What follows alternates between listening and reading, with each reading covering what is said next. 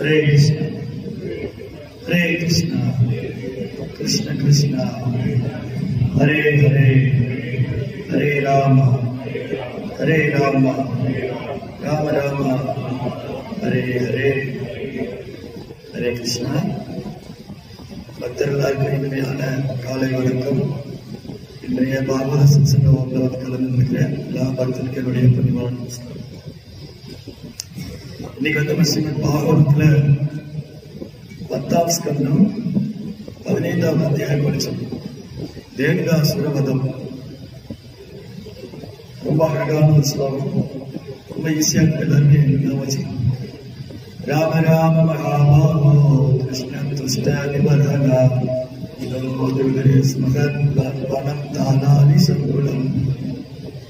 ஓ ராமா, பல பொருந்திய குறிகளை உடையவரே, ஓ கிருஷ்ணரே, துஷ்டர்களை அழிப்பவரே, இங்கிருந்து கொஞ்ச தூரத்துல பனைமரங்கள் நிறைந்த ஒரு பெரிய காடு இருக்கிறது. இந்த ஸ்லோகம் பிருந்தாவனத்து கோபர்கள் பலராமரை பார்த்து கிருஷ்ணனை பார்த்து பிரார்த்தனை செய்யறாங்க. இது ஒரு அழகான பிரார்த்தனை. பிருந்தாவனத்து கோபர்கள்லாம் 1000 சிறுவர்கள் இருக்காங்க இல்லையா, அவங்க கிருஷ்ண பலராம் கூட கன்றுகளையும் பசுக்களையும் மேய்ப்பதற்காக ஒவ்வொருத்தர் மலை அடிவாரத்தில் போவாங்க. பிருந்தாவனத்தை சுற்றி 12 வனங்கள் இருக்கு. தாளவனம், மதுவனம், பாண்டீரவனம், பிருந்தாவனம், கதிரவனம், 12 காடுகள் இருக்கு. இங்க கூட ரொம்ப அழகான காடுகள் இருக்கு. எனக்கு இந்த இடத்துக்கு வந்தோடனே அந்த பிருந்தாவனம் ஞாபகம் தான் வந்து, இங்க வந்தோடனே இந்த இடங்களை பார்த்த உடனே எனக்கு பிருந்தாவனம் ஞாபகம். பிருந்தாவனம் போயிருக்கீங்களா? ஒரு இதில் பிரபு பிருந்தாவனம் நினைச்சிட்டாங்க. ரொம்ப அழகான இடம். இன்னைக்கு 5000 வருஷத்துக்கு முன்னாடி பகவான் பிருந்தாவனத்துல குழந்தை லீலாம் பண்ண இந்த யசோதமா கிருஷ்ணர் உரலை கட்டி வைக்கிறாங்க இல்லையா, லீலை. அப்புறம் கிருஷ்ணர் வெண்ணையை தெரிந்தது, பூதனா, அந்த மாதிரி அரக்கர்களை வந்தது, இதெல்லாம் பிருந்தாவனத்தில். இன்னைக்கு நம்ம பிருந்தாவனம் போனா பார்க்கலாம் இந்த இடங்கள்லாம். ஸோ ரொம்ப அழகான ஃபாரஸ்ட். இங்க இப்போ நிறைய சுற்றி மலைகள் இருக்கு இல்லையா, இதை பார்க்கும்போது பிருந்தாவனம் ஞாபகம் இருக்கும். இந்த மலைகள்னால ரொம்ப அமைதியா இருக்கும், சாத்விகமா இருக்கும். சில மலைகள்ல நிறைய பழங்கள்லாம் கிடைக்கும், நிறைய பழங்கள். அப்போ பிருந்தாவனத்துடைய ஸ்பெஷல் என்னன்னா, அங்க நிறைய அருவிகள் இருக்கு, தாமரை குளங்கள் இருக்கு, நிறைய காடுகள் இருக்கு, அங்க நிறைய மரங்கள்லாம் இருக்கு. அங்கதான் பகவான் கிருஷ்ணன் லீலை செய்வார். தன்னுடைய குழந்தை பருவ லீலை எல்லாம் பிருந்தாவனத்தில் தான் பண்றாரு. அப்போ கிருஷ்ணரும் நண்பர்களும் கண்கள் எல்லாம் கூட்டிட்டு எல்லா இடத்துக்கும் போறாங்க. ஆனா இந்த தாளவனத்துக்குள்ள மட்டும் போக முடியல. இந்த தாளவனம் ரொம்ப அழகான திக் ஃபாரஸ்ட். நிறைய இடங்களுக்கு போறாங்க, ஆனா தாளவனத்துக்கு மட்டும் போக முடியல. ஏன் போக முடியல? அங்க தேனுகாசுரன் ஆசிரமம் உட்கார்ந்துட்டு இருக்காங்க. இந்த தேனுகாசுரன் தாளவனத்துக்குள்ள உட்கார்ந்துட்டு யாருமே உள்ள விட மாட்டேங்க. அங்க நிறைய பழங்கள் இருக்கு, நல்ல அடர்ந்த காடுகள் இருக்கு, அங்க நிறைய புழுக்கள்லாம் இருக்கு, பசுக்கள்லாம் புல் மேலாம், ஆனா விட மாட்டேங்கிறது. அப்ப என்ன பண்ணாங்க, இந்த கோபர்கள்லாம் கிருஷ்ணனை பிரார்த்தனை பண்றாங்க. ராம ராம மகாபாகோ கிருஷ்ண துஷ்ட நிபர்ஹனா இதோ துர்வதிரே ஸ்மகன் வனம் தாளாலி சங்குலம். இங்க இருந்து கொஞ்ச தூரம் போனா தாளவனம் ஒரு காடு இருக்கு, நிறைய பழங்கள்லாம் இருக்கு. அது யாருமே உள்ள போக முடியல. பறவைகள், மிருகங்கள் கூட உள்ள போக முடியல. தேவிவாசன் கழுதை வடிவு, இவன் அந்த வனத்தை பிடிச்ச உட்கார்ந்து. அப்ப இந்த கோபர்கள்லாம் பிரார்த்தனை பண்ணாங்க. பலராமர் முதல்ல அந்த வனத்துக்குள்ள போனாங்க. பலராமர் யார் தெரியுமா? பலராமர். பலராம் கிருஷ்ணனுடைய அண்ணா. பலராம் கிருஷ்ணனுடைய அண்ணா. பலராமர் முதல் தாளவனத்துக்குள்ள போனாரு. போய் அங்க இருக்கிற மரங்கள்லாம் உழுக்கிற சத்தம் கேட்டுட்டு இந்த தேனுகாசுரனுக்கு பயங்கர கோபம் வந்துச்சு. தேனுகாசுரனுக்கு பயங்கரமான கோபம். தாளவனம் ஒரு காடு யாருமே உள்ள போக முடியல. அங்க எல்லா அசுரங்களும் உட்கார்ந்து இந்த தேனுகாசுரம் கூட சேர்ந்து எல்லாம் உள்ள உட்கார்ந்துட்டு யாருமே உள்ள விட மாட்டேங்க.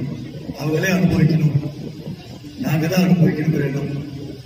வேற யாரும் உள்ள வரக்கூடாது அப்படின்னு அந்த இடத்த பிடிச்சிருக்காங்க. அந்த தாளவனத்துக்குள்ள எந்த மிருகங்களும் பறவைகளும் யாரும் உள்ள போகணும். அங்க நிறைய பழங்கள் இருக்கு, அழகான குளம் இருக்கு, நல்ல பசுங்களுக்கு பசுமையான பொருட்கள் இருக்கு. ஆனா யாரும் உள்ள போக முடியாது. அப்பதான் இந்த கோபுரங்கள்லாம் பிரார்த்தனை செஞ்சாங்க, இந்த மாதிரி அந்த தாளவனத்துக்குள்ள நம்ம போகணும். அப்ப முதல்ல பலராமர் உள்ள போய் அந்த மரங்களை பிடிச்சு உழுக்குறேன். அப்படி மரங்களை பிடிச்சு பலராமர் உழுக்கும் போது ஒரு மரம் இன்னொரு மரத்தோட உரசி பயங்கரமான சத்தம் எழுப்புது, கிளை கிளை சத்தம் எழுப்புது. இந்த சத்தம் கேட்ட உடனே இந்த தேனுகாசுரனுக்கு பயங்கர கோபம் வந்துச்சு. யாரோ என்ன மீறி மீறி இந்த இடத்துக்குள்ள நுழைச்சிருக்காரு. இது என்னுடைய இடம், நான் தான் அனுபவிக்கணும், யாரும் உள்ள வரக்கூடாது, எப்படி உள்ள வரலாம் அப்படின்னு இந்த தேனுகாசுரனுக்கு கோபம் வந்து அவன் நல்ல மதுபாகெல்லாம் குடிச்சு அந்த கழுதை வடிவில் இருக்கிற அசுரன், கழுதை வடிவில் இருக்கான். அவன் என்ன பண்ணா பயங்கர கோபத்தோட வரான். வந்து பார்த்தா ஒரு சின்ன பையன், ஒரு 6-7 வயசு தான் இருக்கும். நல்ல பௌர்ணமி நிலவு மாதிரி கலர், ஏன்னா பௌர்ணமி நிலவு மாதிரி இருக்கு. கண்கள்லாம் தாமரை இடல் மாதிரி காது வரை நீல நிற ஆடை உடுத்திருக்கிறது, சூரியனை போல பிரகாசிக்கிறது. யாரா இந்த பையன் அத்துமீறி என்னோட இடத்துக்கு நுழைஞ்சிருக்கான், இவனை சும்மா விடக்கூடாது அப்படின்னு தேனுகாசுரன் பயங்கர கோபம் கொண்டு முன்னக்கால் 2ஐயும் தூக்கி, கழுதைக்கு 4 கால் இருக்கு, முன்னக்கால் 2ஐயும் தூக்கி அந்த பலராமர் மேல மிதிக்க போறேன். தேனுகாசுரன் ஒரு பெரிய மலை மாதிரி இருப்பான், நிறைய மலையில இருக்கு பாத்தீங்களா, பெரிய மலை மாதிரி இருப்பான் தேனுகாசுரன். அவன் மூச்சு காற்று அப்படி நெருப்பு மாதிரி விசித்தமா இருக்கும், கண்கள்லாம் நெருப்பு பார்த்த மாதிரி இருக்கும். சாதாரண கழுதையில அதீத ஆற்றல் கிடைச்சது. இந்திராதி தேவர்களுக்கே சவால் விடக்கூடிய அசுரன். இந்திரன், சந்திரன், வருணன், இவன் தேவர்களுக்கே சவால் விடக்கூடிய அசுரன். இந்த மாதிரி அசுரங்களை எப்படி எதிர்கொள்றது தெரியாம முடிச்சுக்கிட்டு இருக்காங்க தேவர்கள்லாம். இந்த மாதிரி அசுரர்களை வதம் செய்யறதுக்காக தேவர்கள் பகவான் பிரார்த்தனை பண்ணாங்க, இந்த பூமியோட பாரம் குறையணும். தேவையில்லாத அசுரங்க பூமியில அதிகமா இருக்காங்க. பகவான் இந்த பூமியில அவதாரம் செஞ்சு தேவையில்லாத அசுரங்கள் எல்லாம் வதம் பண்ணணும். அப்ப பலராமர் என்ன பண்ணாங்க, சாமர்த்தியமா அந்த கழுதையோட பின்னங்கால் வழியா ஓடிட்டாரு. இந்த கழுதை கோபம் வந்துருச்சு. என்ன ஏமாத்துறாங்க, இவரை கொல்லணும்னு பார்த்தா ஓடி போயிட்டாங்க. திரும்பி காலை தூக்கி கழுதை ஒரு கர்ஜனை பண்ணிட்டு அப்படின்னு ஒரு கர்ஜனை பண்ணிட்டு அந்த காலை வச்சு அவங்க மிதிக்க போகணும், பலராமர் மிதிக்க போகணும். திரும்பி பலராமர் என்ன முன்னங்கால் வழியா ஓடி வந்துட்டாரு. இப்படி அந்த கழுதைக்கு கோபம் வந்துட்டே இருந்தது. பலராமர் பார்த்தாரு, இடுப்புல துணியை இறுக்கி கட்டிட்டு அந்த கழுதையோட வாழை பிடிச்சாரு. தேனுகாசுரனுடைய வாழை பிடிச்சு அப்படி தூக்கி வீசிட்டாரு. தூக்கி வீசி அவ ஆகாசத்து மேல போய் அங்கிருந்து அந்த மரத்து மேல பொத்துன்னு விழுந்தான். தன் முஷ்டியால மூங்கி ஒரு அட்டி விட்டார் தேனுகாசுரன். ஒரு அட்டி விட்டு அவன் வாழை பிடிச்சு தூக்கி மேல வீசிட்டேன். அந்த மரத்து மேல பொத்துன்னு விழுந்து கண்ணெல்லாம் பிதுங்கி போய் நாக்கெல்லாம் வெளியே வந்து தேனுகாசுரன் உடலை விட்டான். தேனுகாசுரன் உடலை விட்ட உடனே ஆகாசத்துல தேவர்கள்லாம் பார்த்துட்டு இருக்காங்க. இந்திரா, சந்திரா, வருணா, அக்னி, வாயு, பிரம்மதேவ், மகாதேவ் எல்லாம் ஆகாசத்துக்கு பார்க்கிறாங்க. தேனுகாசுரன் உடலை விட்ட பார்த்த உடனே தேவர்கள்லாம் அங்க பூக்களை மலையா பொழியறாங்க.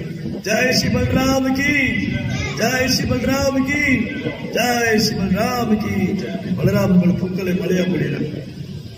தேவர்கள்லாம் பலராமர் புகழ் பாடுறாங்க. தேவமங்கை எல்லாம் நடனம் ஆடுறாங்க. இந்த திருவிழாவை கொண்டாடுறாங்க. இந்த தேனுகாசுரன் வதம் செய்யப்பட்ட உடனே அவருடைய நண்பர்களாக வெளியில் மற்ற கழுதை அசுரர்கள் கிட்டத்தட்ட 100கணக்கான கழுதை அசுரர்கள் இவங்க எல்லாம் அந்த இடத்தை பிடிச்சு வச்சுட்டு யாரும் உள்ள வர முடியாத மாதிரி பண்ணிட்டாங்க. இப்ப கிருஷ்ணர் பலராமர் 2 பேரும் தோளோட தோல் சேர்ந்து இந்த கழுதைகளோட வாழை பிடிச்சு ஒரு விட்டு தூக்கி மேல வீசுறாரு. எல்லா குழந்தைகளும் அட்டி வாங்கி ஆகாசத்து மேல போய் ஒரு மரத்து மேலே இப்படி தொங்கிட்டு இருக்காங்க. ஒரு மரத்து மேலேயும் அப்படி தொங்கிட்டு இருக்காங்க. இது பார்க்கறதுக்கு கொடை மாதிரி இருக்கும். அது மாதிரி ரொம்ப அழகான ஒரு லீலை. பலராமர் தேனுகாசுரனை வதம் செய்தது. பலராமர் தேனுகாசுரனை வதம் செஞ்சதுக்கு அப்புறம் கிருஷ்ணரும் அவர் நண்பர்களும் அந்த வனத்துக்குள்ள போறாங்க. அந்த வனத்துக்குள்ள போய் அங்க இருக்கிற பழங்கள், அங்க இருக்கிற பூக்கள் இதெல்லாம் பகவானுக்கு நிவேதனம் செய்யறாங்க. பகவானுடைய நண்பர்கள் கோபுரங்கள். கிருஷ்ணா இங்க பாரு, இந்த பழம் நல்லா இருக்கு, சாப்பிட்டு பாரு. ஒரு கோபுரம் ஒரு பழம் எடுத்து பாரு, இன்னொரு கோபுரம் இன்னொரு பழம் எடுத்து பாரு. இப்படி எல்லாருமே அந்த வனத்துக்குள்ள போறாங்க. பலராமர் முதல்ல உள்ள நுழைஞ்சதுக்கு அப்புறம் தான் கிருஷ்ணர் உள்ள வந்தார். கிருஷ்ணர் உள்ள போனதுக்கு அப்புறம் நண்பர்கள் தான் உள்ள போனாங்க. அதுக்கப்புறம் பறவைகள், மயில், குயில், சக்காரம், சக்கரவாகம், சக்கோரா, நிறைய பறவைகள் இருக்கு. கிளிகள், பிருந்தாவனத்தில் ரொம்ப பியூட்டிஃபுல் பேர்ட்ஸ் இருக்கு.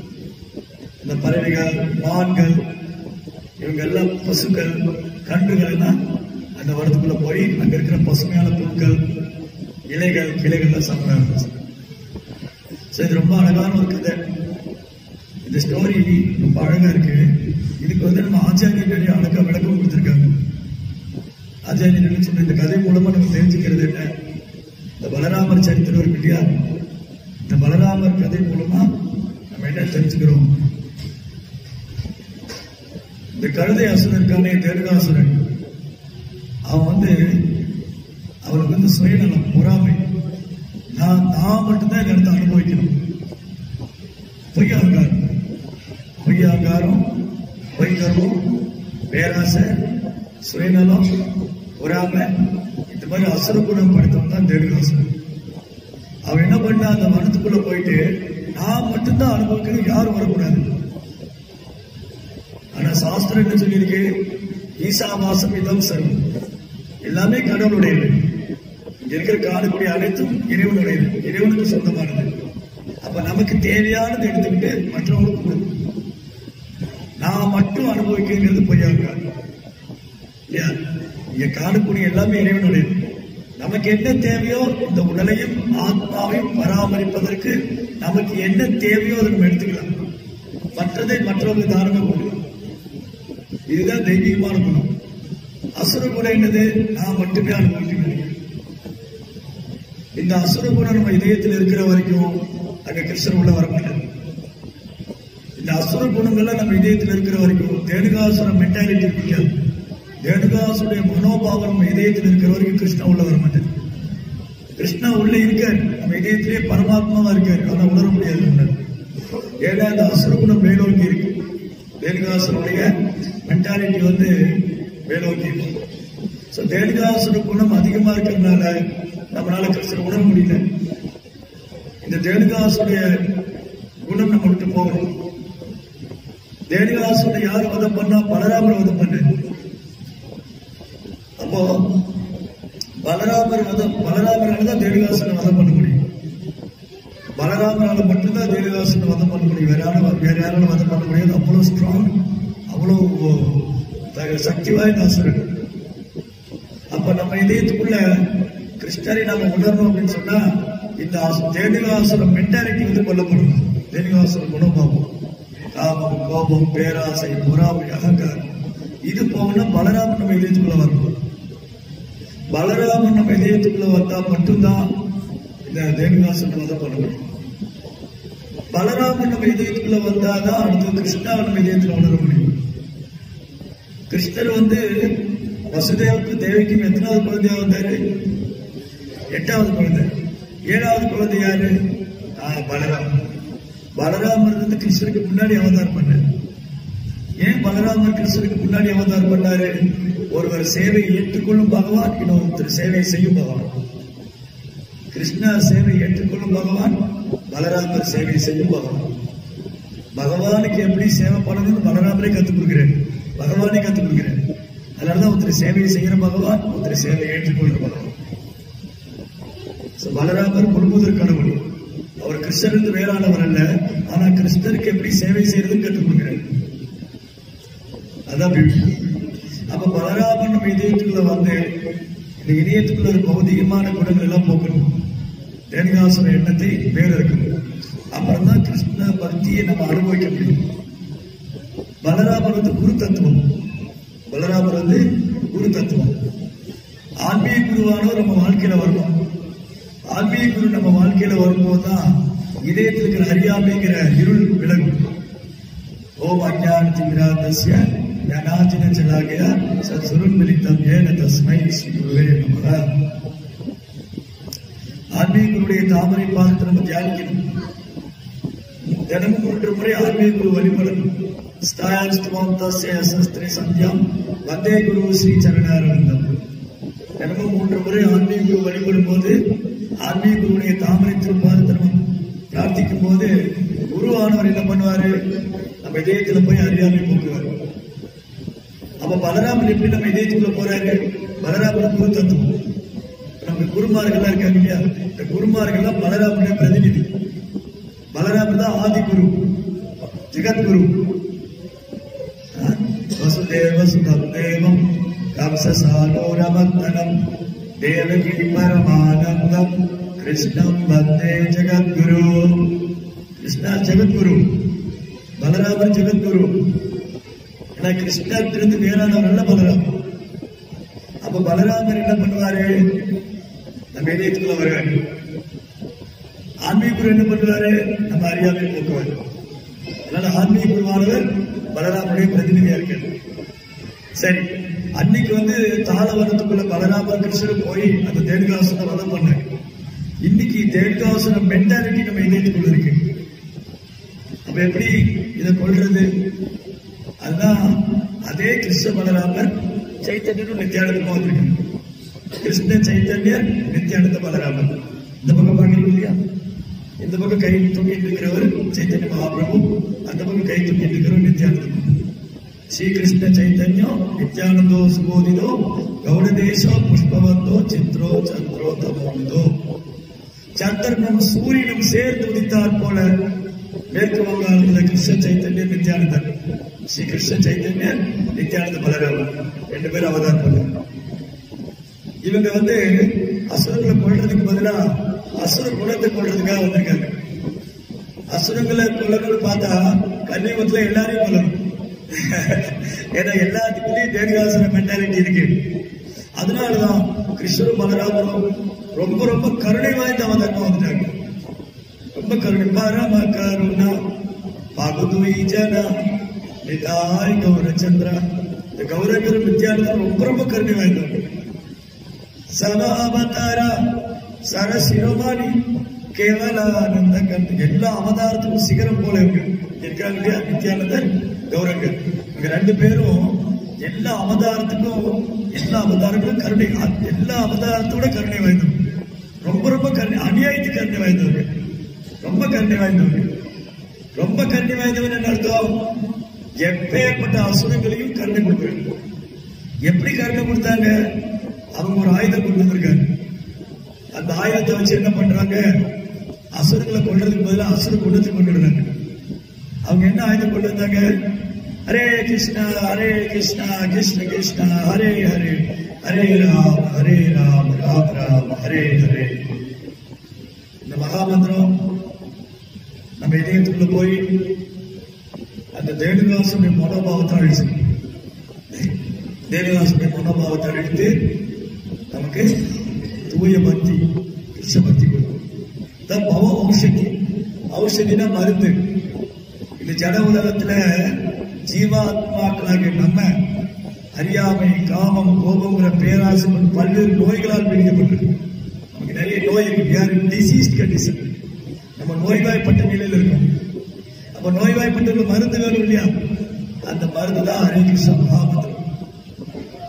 ஹரே கிருஷ்ண மகாமந்திரத்தை எவ்வளவு கவனமா நம்ம உச்சரிக்கிறோமோ, எவ்வளவு பக்தியோட உச்சரிக்கிறோமோ, குற்றங்கள் இல்லாம உச்சரிக்கிறோமோ, அவ்வளவுக்குள்ள அந்த மருந்து வேலை செய்யும். ஹரே கிருஷ்ண மகாமந்திரம் நம்ம இதயத்துக்குள்ள போய் தேடுகாசுர மனோபாவத்தை அழிக்கும் இல்லையா? இன்னைக்கு வேற என்ன சிறப்பு? இன்னைக்கு தீபாவளி பண்டிகை. தீபாவளி பண்டிகை உலகெல்லாம் கொண்டாடுறாங்க. கிருஷ்ணா வந்து நரகாசுரனை வதம் பண்ணாரு, பௌமாசுரன். அசுரம் இது எப்பவுமே தேவருக்கும் அசுரக்கான யுத்தம், தர்மத்துக்கும் அதர்மத்துக்கான யுத்தம். எப்படி தேவகாசுரன் தாளவனத்தை பிடிச்சு வச்சிருந்தானோ அதே மாதிரி நரகாசுரன் 16,100 ராணிகளை கடத்திட்டு போயிட்டான். 16,100 இளவரசிகள் ராஜகுமாரி கடத்திட்டு போய் அவனுடைய அரண்மனையில அழைச்சி வச்சுட்டான். எல்லா மன்னர்களும் போய் துவாரகையில கிருஷ்ணனை பிரார்த்தனை செய்யறாங்க, எப்படியாவது எங்க ராஜகுமாரிகளை விடுவிச்சிருங்க. அப்புறம் இந்திரன் சொன்னாரு, அவங்க அம்மாவுடைய தெய்வீகமான குண்டலங்களை நரகாசுரன் எடுத்து போயிடும். வர்ணன் ஒரு கொலை வச்சிருப்பாரு, இந்த கொலையை தூக்கி போயிடும். எல்லாரும் பகவான் பிரார்த்தனை பண்ணாங்க. பகவான் சத்யபாமாவோட போய், சத்யபாமா இருக்காங்க கிருஷ்ணனுடைய வழி, சத்யபாமா கூட போய் பயங்கரமான யுத்தம் நடந்தது நரகாசுரனுக்கும் கிருஷ்ணருக்கும். கடைசியில சுதர்சனத்தினால் நரகாசுரன் தலை துண்டிக்கப்பட்டது. ஏன் இந்த யுத்தம்? ஏன்னா இதுதான் பொய்யாங்கார். நரகாசுரனுக்கு பொய்யாங்கார் என்னது? நான் தான் அனுபவிக்கணும், வேற யாரும் அனுபவிக்க கூடாது. நான் எனது என்னுடையதுங்கிற பொய்யாங்காரம் மமகாரம் இருக்கிற வரைக்கும் ஜட உலகத்துக்கு நம்ம சந்தோஷமாக வாழ முடியாது. நாமளும் நிம்மதியா வாழ முடியாது, மற்றவங்களும் நிம்மதியா வாழ முடியாது. Very bad. இது ரொம்ப கெட்ட குணம். இந்த தீய குணங்களை அழித்து நல்ல குணங்களை வளர்த்துக் கொள்வதுதான் தீபாவளி பண்டிகை. தீய குணங்களை போக்கணும். அப்ப நரகாசுரனை யார் கொள்ள முடியும்? கிருஷ்ணனால தான் கொள்ள முடியும். நரகாசுர மென்டாலிட்டி நமக்குள்ள இருக்கு இல்லையா? எப்படி தேனுகாசுடைய மென்டாலிட்டி நமக்குள்ள இருக்கோ, நரகாசுடைய மென்டாலிட்டி இப்படி பார்க்க போனா எல்லா அசுரங்களும் நம்ம இதயத்துக்குள்ள பிளான் போட்டு உட்கார்ந்துருக்காங்க. கொஞ்சம் நல்லா ஆராய்ச்சி பண்ணி பார்த்தா கலியுகத்துல எல்லா அசுரங்களும் நம்ம இதயத்துல பிளாட் போட்டு உட்கார்ந்துருக்காங்க. அப்படின்னா அந்த அசுர குணங்கள் நம்ம கிட்ட இருக்கு, அடிக்கடி மேல வருது. திடீர்னு நரகாசுரன் வெளியே எட்டி பாக்குறாரு, திடீர்னு தேனுகாசுரன் எட்டி பாக்குறாரு, உள்ளுக்குள்ள மறைச்சு வச்சிருக்கோம், அடிக்கடி வெளியில வர. பக்தர்கள் என்ன பண்றோம்? திலக்கெல்லாம் போட்டு மறைச்சு வச்சிருக்கோம், அடிக்கடி வெளியில வர. அப்ப இவங்கள வேற இருக்கு. அன்னைக்கு கிருஷ்ணர் நரகாசுரனை வதம் பண்ணி இந்த 16,100 ராணிகளை விடுவிச்சார். அப்ப இன்னைக்கு நம்மளை யாரு விடுவிப்பா? நாமளும் சிறையில தான் இருக்கோம். எந்த சிறையில் இருக்கோம்? இந்த ஜட உலகங்கிற சிறையில் இருக்கோம், பௌதிக உலகங்கிற சிறை. இது துன்பம் நிறைந்தது, துக்காலயம் அசாஸ்வதம், நிலையில்லாதது. அப்போ இந்த பௌதிக உலகங்கிற சிறையிலிருந்து கிருஷ்ணன் தான் நம்மளை விடுவிக்கணும். கிருஷ்ணன் தான் விடுவிக்கணும், வேற யாரும் நம்மளை விடுவிக்க முடியாது. கிருஷ்ணர் எப்படி விடுவிப்பாரு? அதனாலதான் அன்னைக்கு நரகாசுரனை கொண்ட கிருஷ்ணர் இன்னைக்கு சைதன்ய மகாபிரபு வந்திருக்காரு. வெறும் 500 வருஷத்துக்கு முன்னாடி, just 500 years back Chaitanya Mahaprabhu அவதாரம் பண்ணி 500 வருஷம் தான் இருக்கு. சைதன்ய மகாபிரபு கிருஷ்ணர் தான். பிரஜேந்திர நந்தன் ஹோய் சச்சி சுத்தா ஹோய் சை பலராம் ஹோய் நித்தாய். பிரஜேந்திர நந்தன் விருந்தாவன கிருஷ்ணர் சைதன்ய மகாபிரபு அவதாரம் பண்ணார். நித்யானந்தர் பலராமர் நித்யானந்தர் அவதாரம் பண்ணார்.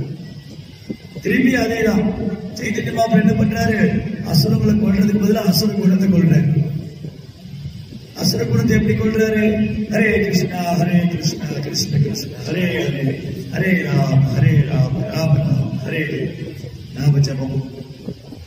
எவ்வளவு சாண்டிங் நம்ம இம்ப்ரூவ் பண்றோமோ அவ்வளவு நம்ம இந்த அசுர குணங்களுக்கு விடுபடும், இந்த பௌதிக உலகிற சிறையிலிருந்து விடுபடும். எப்படி கிருஷ்ணர் நரகாசுரனை வதம் பண்ணி இந்த 16,100 ராணிகளை விடுவிச்சாரோ, அதே மாதிரி இந்த பௌதிக உலகிற சிறையிலிருந்து கிருஷ்ணர் தான் நம்மளை விடுவிக்க முடியும். அதனால அவர் சைத்தன்ய மகாபிரபு ஹரே கிருஷ்ண மந்திரம் கொடுத்துருக்கு. அதனால தீபாவளி பண்டிகை அன்னைக்கு நம்ம பகவான் கிருஷ்ணன் இடத்துல பிரார்த்தனை பண்ணணும், சைத்தன்ய மகாபிரபு இடத்துல பிரார்த்தனை செய்யணும். என்ன பிரார்த்தனை பண்ணணும்?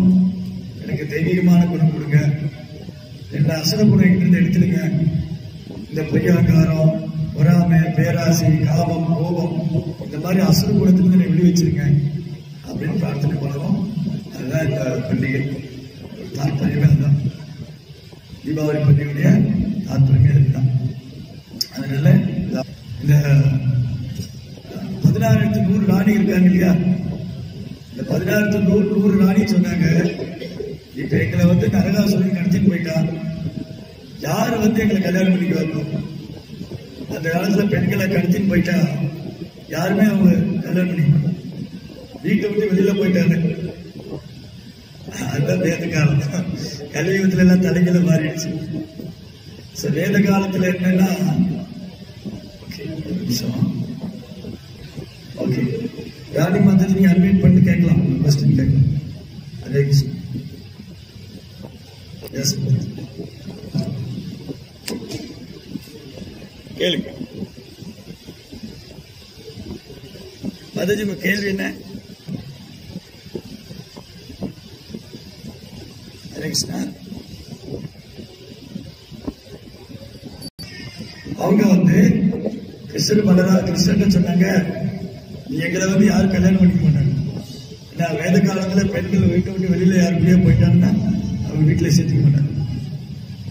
அப்படின்னா வந்து பெண்களுக்கு அவ்வளவு பாதுகாப்பு இருக்குன்னு அர்த்தம். அவங்களை அடிமையா வச்சிருக்கல, அவங்க ரொம்ப பாதுகாப்பு இருக்கு. ஒரு ஃபேமிலி அல்லது ஒரு சமுதாயம் வந்து பெண்கள் கையில தான் இருக்கு. அதனால அவங்க இல்லத்தரசின்னு சொல்றோம். உத்தியோகம் புருஷ லட்சணம். கணவர் வெளியில போய் சம்பாரிச்சு வருவாங்க. அது சம்பாரிச்சு வந்த பணத்தை எப்படி குடும்பத்தை சிறப்பா நடத்தணுங்கிறது அவங்க கையில தான் இருக்கு. அதனாலதான் அவங்க வந்து ஸ்பெஷல். பெண்கள் எப்பவுமே வந்து ரொம்ப உயர்ந்த இடத்துல வச்சு வழிபடப்பட வேண்டும். சமுதாயத்துல ரொம்ப முக்கியமானது. இப்போ வந்து ஏதோ ஒரு மினிஸ்டர் வரான்னு வச்சுக்கோங்களேன், சும்மா ஒரு தனியா வருவாரு. ஒரு பெரிய பந்தோபஸ்து இருக்கும், பெரிய பாடி கார்ட்ஸ் வருவாங்க, அவருடைய சர்வன்ஸ் எல்லாம் வருவாங்க. ஏன்னா அந்த நபர் வந்து ரொம்ப முக்கியமானவர். எந்த நபர் முக்கியமானவராக இருக்கிற ஒரு பாதுகாப்பு அதிகமா இருக்கு. பிரைம் மினிஸ்டர், சீஃப் மினிஸ்டர் இவங்கெல்லாம் பாதுகாப்பு அதிகம். அப்போ எந்த ஒரு பொருளுக்கு பாதுகாப்பு அதிகமா கொடுக்கணுமோ அது ரொம்ப முக்கியம்னு அர்த்தம். நம்ம தங்கத்தை சும்மா வெளியில போட்டு வச்சிருப்போமா? வீட்டுல சும்மா டேபிள் மேல வச்சிருப்போமா? அதை பீரோ லாக்கர்ல வச்சிருப்போம். ஏன்னா அதுக்கு பாதுகாப்பு ரொம்ப அவசியம். ஒரு 10 ரூபா நோட்டு வந்து சும்மா டேபிள் மேல வச்சிருப்போம். ஒரு பல்ஜா ஒரு கிட்டத்தட்ட ஒரு பண்டில், ஒரு 1 lakh or 2 lakh rupees வச்சுக்கோங்க, அது சும்மா டேபிள் மேல வச்சிருப்போமா? அதை லாக்கர்ல வச்சு லாக் பண்ணிட்டு, ஏன்னா அது ரொம்ப பாதுகாக்கப்படும், எல்லாரும் தூக்கி போயிடுவோம். அந்த மாதிரிதான் சமுதாயத்துல வந்து பெண்கள் வந்து ரொம்ப ரொம்ப protection is very very important. அப்ப என்ன ஆயிடுச்சு, இந்த நரகாசுரத்து பொண்ணுகள்லாம் தூக்கிட்டு போனதுனால அவங்க சொன்னாங்க, எங்களை யாரும் கல்யாணம் பண்ணிக்க மாட்டாங்க, கிருஷ்ணா நீங்களே எங்களை கல்யாணம் பண்ணிக்கோங்க. கிருஷ்ணாண்ட சொன்னாங்க, நீங்களே என்னை கல்யாணம் பண்ணிக்கோங்க.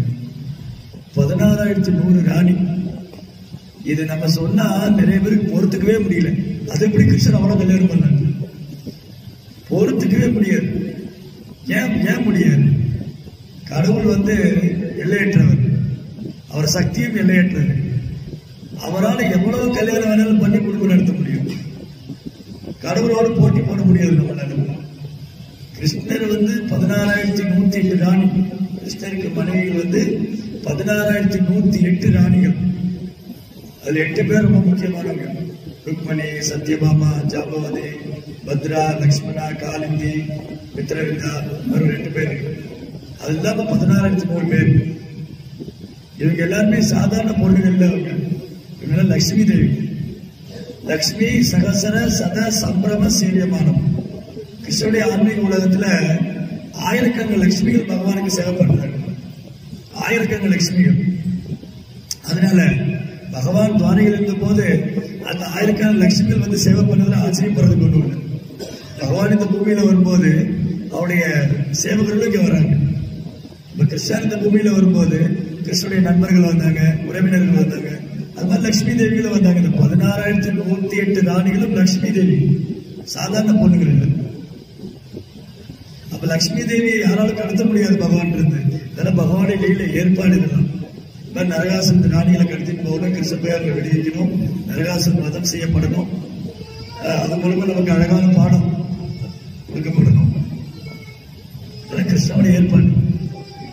அதனால கிருஷ்ணனோடு போட்டி போடக்கூடாது. கிருஷ்ணர் வந்து 16,108 மனைவி பண்ண, நான் ஒரு 8 மனைவியா வச்சுக்கூடாதுன்னு கேட்கணும். ஒரு மனைவிய கலியுகத்துல ஒரு பொண்ணை கல்யாணம் பண்ணிட்டு மெயின்டைன் பண்றது ரொம்ப கஷ்டம். எனக்கு தெரியும், நான் பிரம்மச்சாரியா இருக்கேன். குடும்பஸ்தர்ல கேட்டா சொல்லுவாங்க, ஆமாமா சுவாமி, விலைவாசிக்கு வந்து இப்ப இருக்கிற விலைவாசிக்கு ஒரு மனைவியை மெயின்டைன் பண்றது ரொம்ப கஷ்டமா இருக்கு இல்லையா. கொஞ்சம் வருஷத்துக்கு முன்னாடி நிறைய குழந்தைகள் இருப்பாங்க. இப்போ பரபிரம்ம கேளுங்க, அவங்க ஃபேமிலியில எவ்வளவு பேர்.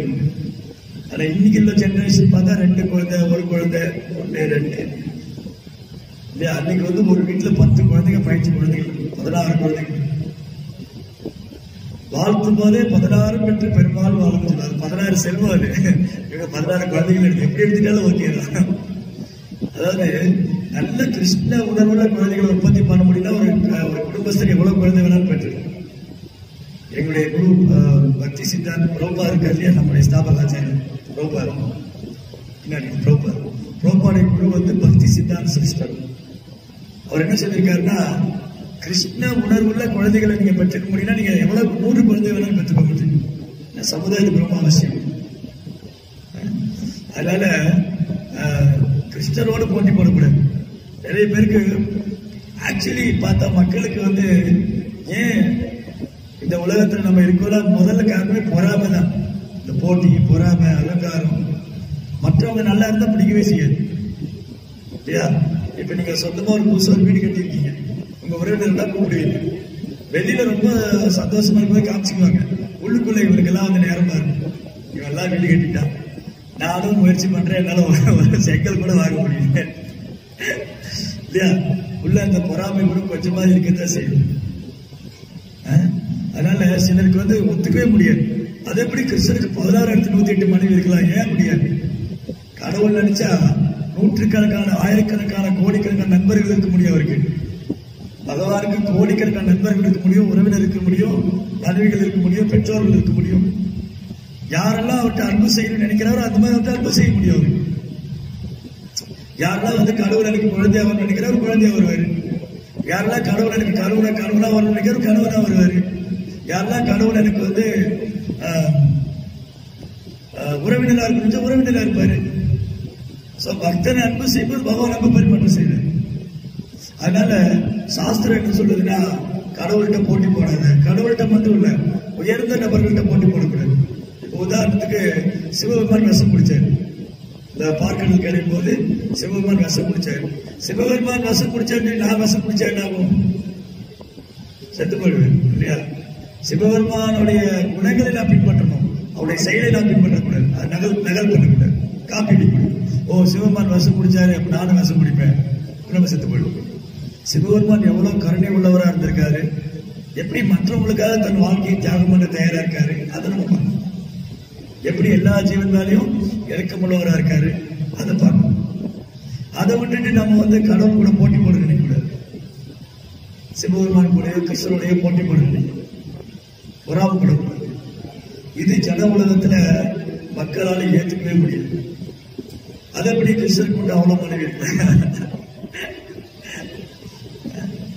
அப்ப நான் 2-3 கல்யாணமாக பண்ணிக்குவேன் இல்ல. அன்னைக்கு வந்து கிருஷ்ணா வந்து 16,108 ராணி கல்யாணம் பண்ணா. எல்லாருக்கும் ஒரு அரண்மனை இருந்தது. துவாரகையில 16,108 அரண்மனை. அந்த அரண்மனை ஃபுல்லாவே வந்து ஐவரி, கோல்டு, எமரால்டு, டைமண்ட் ஃபுல்லா இந்த மாதிரி ஆர்ச் இருக்கு இல்லையா, இந்த மாதிரி பில்லர், ஆர்ச், இதெல்லாம் வந்து கோல்டு. நம்மளால நீ ஒரு பிளாஸ்டிக் கூட வாங்க முடியல, அப்புறம் கோல்டு. கலியுகத்துல வந்து இரும்பு காலம் சொல்லுவாங்க. இரும்பு காலம் போய் பிளாஸ்டிக் காலம் ஆயிடுச்சு. யூஸ் பண்ற பொருள் பூரா பிளாஸ்டிக் தான். இதுல பெருமை வேற, டெக்னாலஜி டெவலப்மெண்ட். பயன்படுத்துற பொருள், சாப்பிட்ற தட்டு கூட பிளாஸ்டிக் தான் சாப்பிடும். அன்னைக்கு தங்க தட்டுலயும் வெள்ளி தட்டுலயும் சாப்பிட்டுருக்காரு. நீங்க தங்க வைக்கிற விலைக்கு வேடிக்கை தான் பார்க்க முடியும், போய் வாங்க முடியாது. அது மாதிரி கிருஷ்ணனுடைய பேலஸ் இருக்கு, அரண்மனை. 16,108 ராணிக்கு 16,108 அரண்மனை. அந்த ஒன்னொன்னு ஃபுல்லா ivory, gold, silver, emerald, diamond, வெள்ளி, தங்கம், வைரம், வைடூரியம், மரகதம், இதனால அலங்கரிக்கப்பட்டிருக்கு. ஒரு நாள் நாரத முனிவுக்கு ஆச்சரியம் வந்து, நாரத முனி என்ன நினைக்கிறாரு, கிருஷ்ணர் எப்படி இந்த 16,108 ராணியோட குடும்பம் நடத்துறாரு பார்க்கல. அதுக்கு ரொம்ப ஆர்வம். கிருஷ்ணா எப்படி 16,108 ராணியோட ஃபேமிலியில குடும்பம் நடத்திட்டு இருக்காரு. நாரதர் வந்து பாக்குறாரு, ஒரு அரண்மனையில கிருஷ்ணர் இருக்காரு. எந்தெந்த அரண்மனைக்கெல்லாம் நாரதர் போறாரோ அந்த அரண்மனையில கிருஷ்ணர் இருக்காரு. ஒரு அரண்மனையில கிருஷ்ணர் ருக்மிணியோட ஊஞ்சல் விளையாண்டு இருக்காரு. இன்னொரு அரண்மனையில சத்யபாமா கூட வாக்குவாதம் பண்ணிட்டு இருக்காரு. இன்னொரு அரண்மனையில ஜாம்பவதி கூட சண்டை போட்டுட்டு இருக்காரு. இன்னொரு அரண்மனையில குழந்தைகளுக்கு எழுத படிக்க சொல்லி கொடுத்துட்டு இருக்காரு. இன்னொரு அரண்மனையில தவம் பண்றாரு. இன்னொரு அரண்மனையில யோகா பண்றாரு. இன்னொரு அரண்மனையில வந்து பூஜை பண்ணிட்டு இருக்காரு. இன்னொரு அரண்மனையில அரசியல் விவகாரம் பண்ணிட்டு இருக்காரு. இப்படி 16,108 ஆக்டிவிட்டிஸ் பார்த்தேன். நாரத முனி 16,108 கிருஷ்ணரும் 16,108 ராணிகளோட 16,108 லீலைகள் பண்ணிட்டு இருக்கிறது பாக்குறேன். That is God. அதுதான் அவருடைய எல்லையற்ற சக்தி. கிருஷ்ணாவுடைய சக்தி எல்லையற்றது. அவர் ஒரே சமயத்துல 16,108 கிருஷ்ணர் எக்ஸ்பெக்ட் ஆயிட்டு என்ன பண்ணாரு கிருஷ்ணா? ஒரே சமயத்துல 16,108 கிருஷ்ணர் எக்ஸ்பெக்ட் ஆயிட்டு ஒரு ராணியோட அரண்மனையில இருக்காரு. இது வந்து ஒரு சாதாரண ஜீவனால கற்பனை செஞ்சு கூட பார்க்க முடியும். ஒரு சாதாரண ஜீவாத்மானால கற்பனை பண்ணி கூட பார்க்க முடியும். அதான் கடவுள். God is great அப்படின்னா என்னது? அவர் சக்தி எல்லையற்றது, அவருடைய லீலைகள் எல்லையற்றது. அதை நம்முடைய சிறிய மூளை வந்து புரிஞ்சுக்க முடியும். அப்ப எப்படி புரிஞ்சுக்க முடியும்? பக்தினாலதான் புரிஞ்சுக்க முடியும். பக்தியாமா அபிஜானாதியாவான் சாஸ்மி தத்துவத்தை. பக்தி தூண்டால மட்டும்தான் கிருஷ்ணரை உள்ளவாறு உணர முடியும். வேற எந்த முறையாலும் அல்ல, பக்தினால மட்டும்தான். அதனால எவ்வளவு நம்ம கிருஷ்ண பக்தியை வந்து தீவிரமா பயிற்சி பண்றோமோ அவ்வளவுக்கு எவ்வளவு கிருஷ்ணனுடைய லீலைகளை நம்மளால உணரும். இந்த தீபாவளி அன்னைக்குதான் இதெல்லாம் நடந்தது. நரகாசுரன் வதம் செய்யப்பட்டார். நரகாசுரன் வேற யாரும் இல்ல, அது கிருஷ்ணனுடைய பையன் தான். பூமாதேவியுடைய பையன்.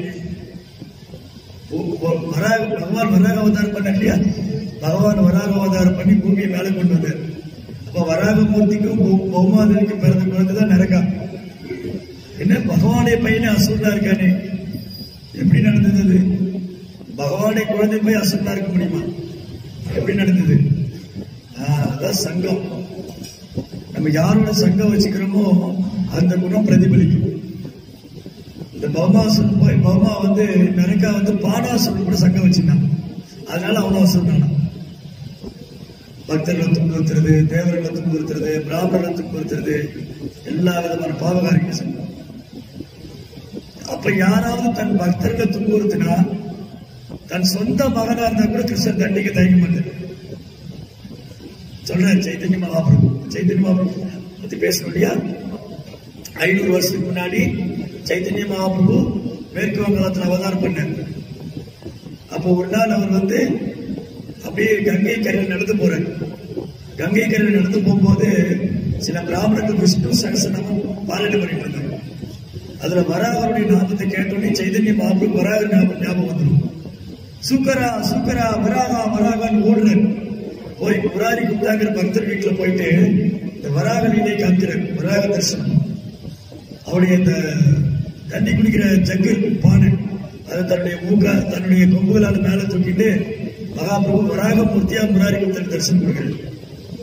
அப்ப மகாபிரபு வந்து முராரி குப்தா பிரார்த்தனை செய்யறாரு. அப்ப சைதன்ய மகாபிரபு சொல்றாரு, முராரி குப்தா, நான் தான் வந்து கிருஷ்ணா, நான் தான் வராக அவதாரம் பண்ணேன், நான் தான் பூமி மேல கொண்டு வந்தேன். என்னுடைய பையன் தான் நரகா, பூமாதேவிக்கு அதுக்கு பிறந்தவன். ஆனா அவன் என் கையாலே கொல்லப்பட்டான். ஏன் கையாலே கொல்லப்பட்டான்? அவன் பக்தர்கள் குற்றம் செஞ்சான்.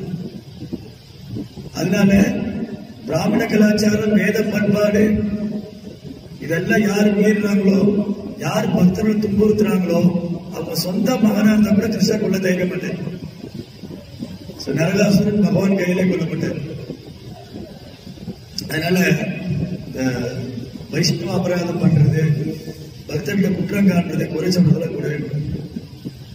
அது தன் சொந்த வம்சத்தினரானா கூட கிருஷ்ணன் மன்னிக்க மாட்டார். அதுதான் இந்த லீலையோட தாற்பயம். இந்த தீபாவளி பண்டிகை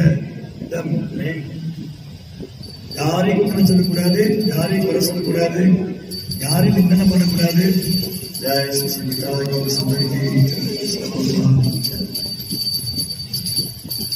இதெல்லாம் அசுர குணம்.